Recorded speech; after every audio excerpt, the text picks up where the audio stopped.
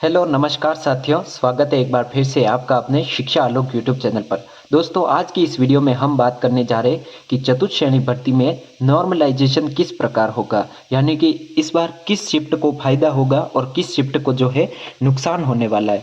तो संपूर्ण जानकारी इस वीडियो में देखेंगे और मैं आपको प्रूफ के साथ और उदाहरण के साथ बताऊंगा कि इस भर्ती में नॉर्मलाइजेशन से एक भी किसी भी छात्र को 0% नुकसान होगा, यानी कि एक भी परसेंट किसी को नुकसान नहीं होगा। तो संपूर्ण जानकारी इस वीडियो में देखेंगे, तो वीडियो को अंत तक देखना है। और चैनल पर नए हो तो दोस्तों चैनल को सब्सक्राइब जरूर करें और वीडियो को लाइक जरूर करें पसंद आए तो। इस चैनल पर दोस्तों आपको ऑथेंटिक न्यूज़ मिलेगी, यानी कि जो सही वास्तविकता जिसकी है वो वीडियो आपको देखने को मिलेगी। तो चैनल से जरूर जुड़ जाइए। तो चलिए वीडियो को शुरू करते। जैसा कि दोस्तों आपको पता होगा कि चतुर्थ श्रेणी का एग्जाम 3 दिन में हुआ, यानी कि 19, 20 और 21 तारीख 3 दिन को हुआ। लेकिन शिफ्ट की बात करें तो हर दिन 2-2 शिफ्ट में एग्जाम हुआ, यानी कि कुल 6 शिफ्ट थी। तो 6 शिफ्ट थी। तो इसमें क्या है दोस्तों, जैसा कि आपको पता होगा पशु परिचर जो भर्ती थी, जिसमें कि दोस्तों नॉर्मलाइजेशन हुआ, लेकिन बहुत ही घटिया नॉर्मलाइजेशन हुआ। इसमें क्या हुआ दोस्तों, किसी के 10 नंबर कम हो गए और किसी के 25 नंबर तक बढ़ गए।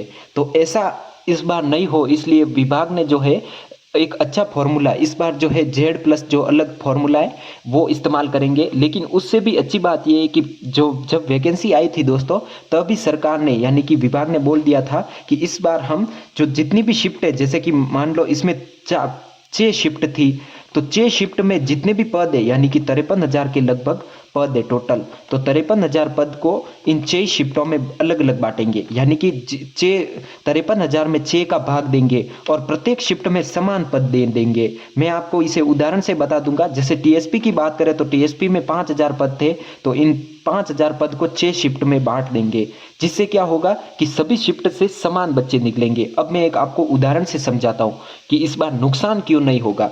जैसे कि मान लेते दोस्तों, आप मान लो कोई एग्जाम है, यानी कि चतुर्थ श्रेणी का एग्जाम है, और ये जो एग्जाम है ये 3 पारी में हुआ। मान लो उदाहरण के लिए मान ले, जिससे कि सरल भाषा में समझ में आ जाए आपको।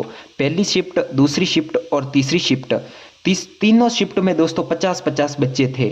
50 इसमें, 50 इसमें, यानी 50 इसमें, यानी कि कुल 150 बच्चों ने फॉर्म भरा था एग्जाम का। जैसे कि चतुर्थ श्रेणी में 25 लाख का भरा था, तो उस 25 लाख को हम 150 बच्चे मान लेते। और कुल पोस्ट की बात करें तो दोस्तों कुल पोस्ट जो थी वो 30 पोस्ट थी। इस एग्जाम में 30 पोस्ट थी और 3 पारी में एग्जाम हुआ। तो हर शिफ्ट को जो है 10-10 पोस्टें दी गई, इसमें 10, इसमें भी 10 और इसमें भी 10, समान सबको पोस्टें दे दी गई।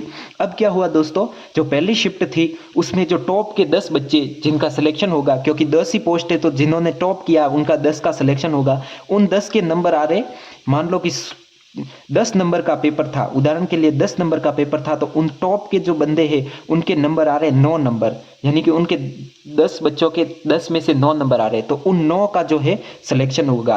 तो फिर क्या हुआ दोस्तों, दूसरी शिफ्ट में जो है टॉप के जो 10 बच्चे, उन सब 10 के नंबर आ रहे 8 नंबर। और तीसरी शिफ्ट में, जो तीसरी शिफ्ट मान लिया कि हार्ड थी, इसमें जो 10 में से नंबर आ रहे टॉप के 10 बच्चों के 7 नंबर। तो क्या हुआ, पहली शिफ्ट दोस्तों सरल थी, दूसरी थोड़ी कठिन थी और तीसरी जो थी सबसे हार्ड थी। तो पहली में नंबर अधिक आएंगे और जो कठिन थी उसमें नंबर कम आएंगे। तो अब क्या हुआ दोस्तों, इन 9 बच्चों को जो है सिलेक्शन होगा, यानी कि जो टॉप के 10, ये सॉरी 9 नंबर है, ये टॉप के 10 बच्चों के 9 नंबर आ रहे तो उनका सिलेक्शन होगा। इसमें टॉप के 8 नंबर आ रहे 10 बच्चों के, तो उनका सिलेक्शन होगा। इसमें टॉप के जो 10 बच्चों के 7 नंबर आ रहे तो उनका भी सिलेक्शन होगा। ऐसा नहीं है कि इसमें 9 नंबर आ रहे तो सबका इनका ही सिलेक्शन, 8 नंबर का वाले का भी होगा, 7 नंबर का ही होगा।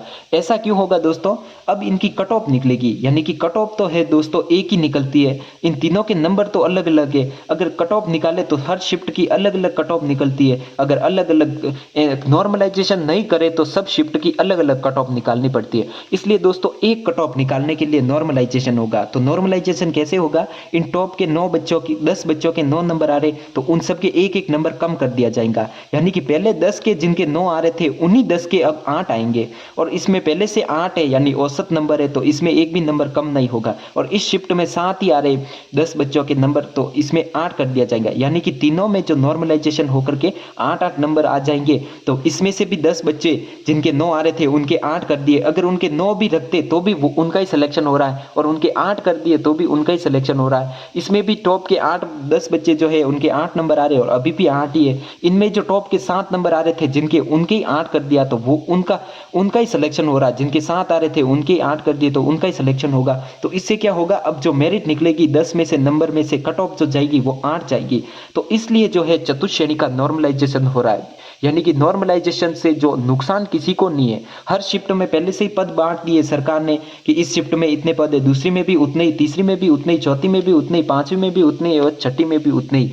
तो उससे क्या होगा कि जिन बच्चे जो टॉप के बच्चे हैं उतने वो सब शिफ्ट से समान रूप से लिए जाएंगे। यानी कि आपने जिस शिफ्ट में एग्जाम दिया आपका कंपटीशन उसी शिफ्ट के बच्चों से, यानी कि दूसरों से कोई मतलब नहीं है। यानी कि आपका एक दोस्त दूसरी शिफ्ट में उसके आपसे बहुत ज्यादा नंबर आ रहे और आपके कम आ रहे, तो इसका मतलब ये नहीं है कि उसका सिलेक्शन हो जाए और आपका नहीं हो। उसका कंपटीशन उसकी जो शिफ्ट है उससे और आपका कंपटीशन आपकी शिफ्ट से।